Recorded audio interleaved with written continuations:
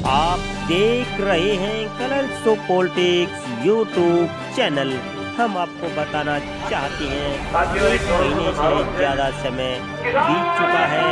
किसान अपनी मांगों को लेकर मैदान में डटे हुए हैं। हाँ जी, दिल्ली जयपुर हाईवे का शाहजहाँपुर बॉर्डर पर किसान भारी संख्या में मैदान में डटे हुए हैं। आप देख रहे हैं वो सर्दी से बचने के लिए वो तरह तरह के व्यंजन बना रहे हैं ताकि सर्दी ना लगे, लेकिन इस कड़ाके की सर्दी में भी वो अब भी वो मैदान में डटे हुए हैं और उनका हौसला अब भी कम नहीं हुआ है। गुड़ व चने का स्वाद और चाहे शहद व ब्रेड का हो, जो सर्दी से बचने के कई तरीके इन्होंने ईजाद किए हुए हैं। अब देखना है सरकार कितना लंबा इनसे एक उदाहरण देना चाहूंगा को चलवाएगी। ये कहते हैं हमने किसान को आजाद कर दिया, वैकल्पिक व्यवस्था दे दी, किसान अपना माल एपीएमसी यानी कि सरकारी मंडी में बेचे या बाहर बेचे, हम मना कर रहे हैं। इसी वैकल्पिक व्यवस्था के नाम से रोडवेज के साथ प्राइवेट बसें चलाई गई थी। हमने जनता को वैकल्पिक व्यवस्था दे दी, चाहे रोडवेज में चढ़ो चाहे प्राइवेट में चढ़ो।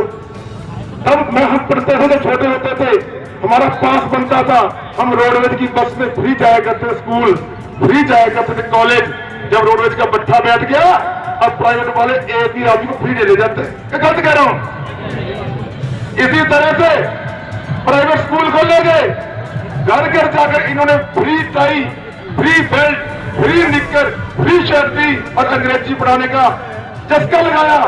और जो सरकारी स्कूल में, जिस सरकारी स्कूल में एक टीचर की तनख्वाह 60,000 70,000 रुपए है, जो सरकारी स्कूल वाला बीएड कंपटीशन पास करने के बाद सिलेक्ट होता है, उनका बट्ठा बिठा दिया और प्राइवेट स्कूल की विकल्प की व्यवस्था आज हमें कमजोर कर रही है। विरोध करूं, सही कर रहा हूं। क्यों है ये तो आपको बहुत से लोग बता ही रहे हैं। अब तो आप बिल्कुल एक तरह से पढ़ ही रहे हो, कई दिन से बैठे यहाँ। आंदोलन में 2-3 चीज होती है जिनके दम पे आंदोलन या लड़ाई कोई भी जीती जाती है। उसमें 2-3 चीजें होती हैं। एक राजा था, उदाहरण देकर समझाऊंगा आंदोलन कैसे जीते जाते हैं। सभी थोड़ा सा अमल करें। उसके पास फौज थोड़ी थी, लेकिन हर लड़ाई जीत जाता था, अनुशासित थी वो। तो दूसरे राजा ने सवाल किया कि आपके पास ऐसी क्या गुणवत्ता है कि आप सारी लड़ाई जीत जाते हो, हर लड़ाई जीत जाते हो, फौज नहीं है आपके पास। उसने कहा कि मैं इसका जवाब कल आपको समुद्र के किनारे पे दूंगा, आप वहां पे आ जाए। उसने उस राजा को समुद्र के किनारे बुला लिया और अपनी फौज को भी समुद्र के किनारे बुला लिया और उसने उस राजा के सामने अपनी फौज को कहा कि समुद्र की रस्सी बांट दो।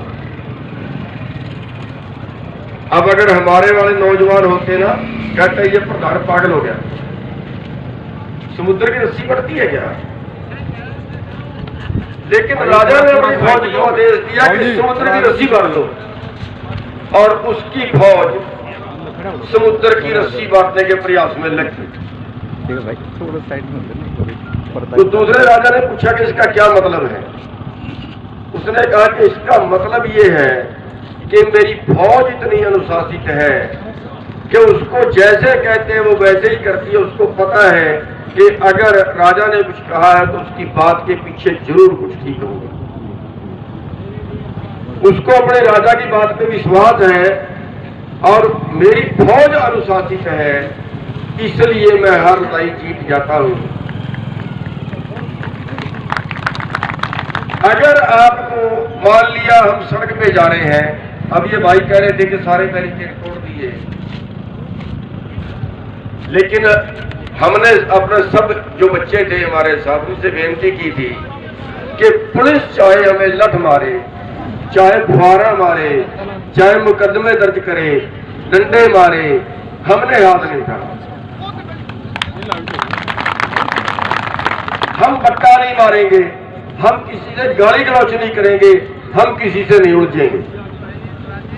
और हमारा एक भी बच्चा, नौजवान थे लेकिन किसी से उलझा नहीं है, और हमने सब बैरिकेड तोड़े, पुलिस हमारा कुछ नहीं बिगाड़ पाई।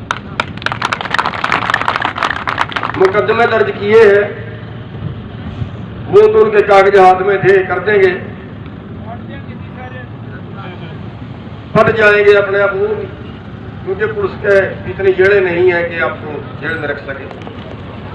तो मेरे कहने का मतलब ये है कि नंबर 1 बात होती है किसी भी आंदोलन में अनुशासित रहना। कल यहां से टेलीफोन गया था कि कुछ नौजवान बच्चे आगे बढ़ने के लिए तैयार हैं। नौजवान बच्चों के जोश की हम कदर करते हैं, जोश होना भी चाहिए, जवानी में नहीं होगा तो फिर बहुत कपड़ा पहने होगा। उनके जोश की कदर करते हैं, लेकिन फिर भी एक सिस्टम होता है, हर काम का एक सिस्टम होता है। जो आगे लगने वाले लोग हैं उनको ज्यादा पता होता है, क्योंकि उनको आगे का, पीछे का, दाएं का, बाएं का, उनको सारा ख्याल रखना पड़ता है। उनको इसका रिजल्ट 8 दिन बाद क्या निकलेगा, इसका रिजल्ट महीने बाद क्या निकलेगा, वो सारा कुछ पता हो।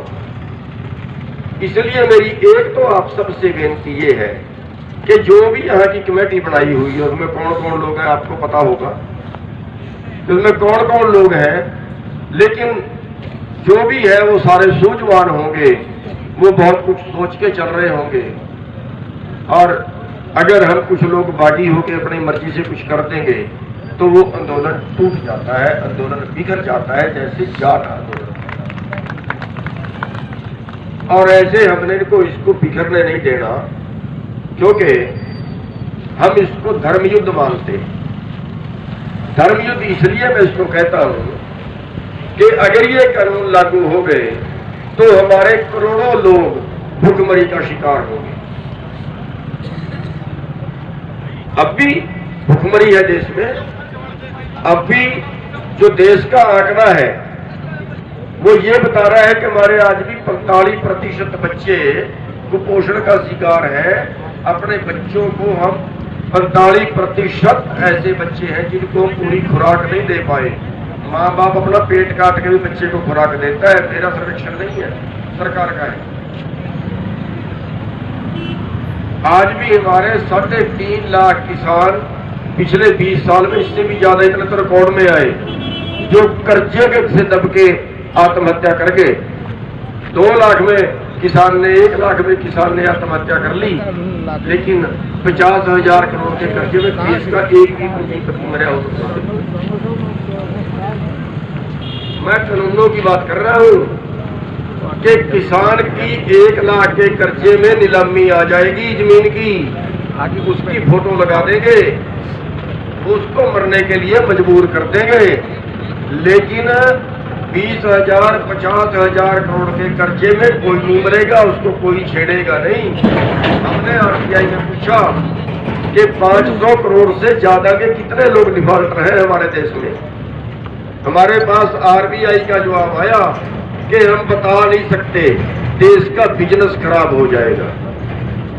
और किसानों की 1 लाख के 2 लाख के कर्जे में फोटो लगा देते हैं। उत्तर प्रदेश में मैं गया, केवल 15,000 के कर्जे में किसान का नाम दीवार पे लिखा हुआ था सोसाइटी में कि ये किसान हमारा 15,000 रुपए का डिफॉल्ट है। 2 तरह के कानून हो गए, और अब इस कानून से पूरा एग्रो बिजनेस कारपोरेट के पास जाएगा। और आज अंतर ये है कि आज 17-18 का जो सर्वेक्षण आया था उसमें ये बताया गया था कि हमारी बहुत सी जनसंख्या ऐसी है जिसकी एक परिवार की 1 साल की आमदन 20,000 रुपए से कम है। एक परिवार की 1 साल की आमदन 20,000 रुपए से कम है, कैसे जिंदा होंगे।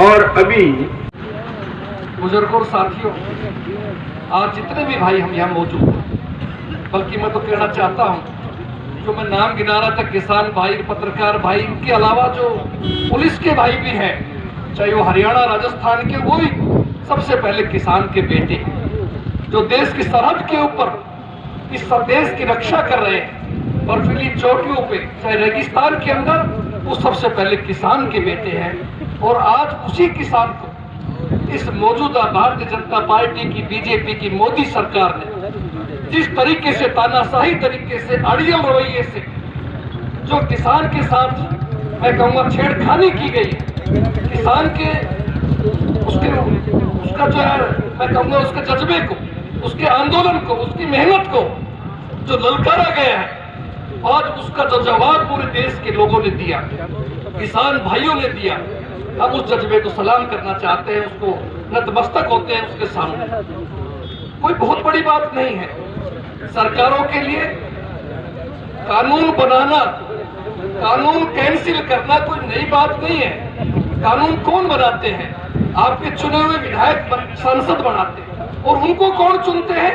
उनको आप लोग चुनते हैं, देश की जनता चुनती है, किसान भाई चुनते हैं। तो अगर हमारा भाई ये कहे कि चीज ठीक नहीं है, तो उसको रद्द करने में सरकार को ऐसा क्या, उनको इसमें कोई इज्जत का सवाल हो गया, या ऐसा कौन सा इनकी मजबूरी हो गई कि उन्हें प्रतिष्ठा का सवाल बना लिया?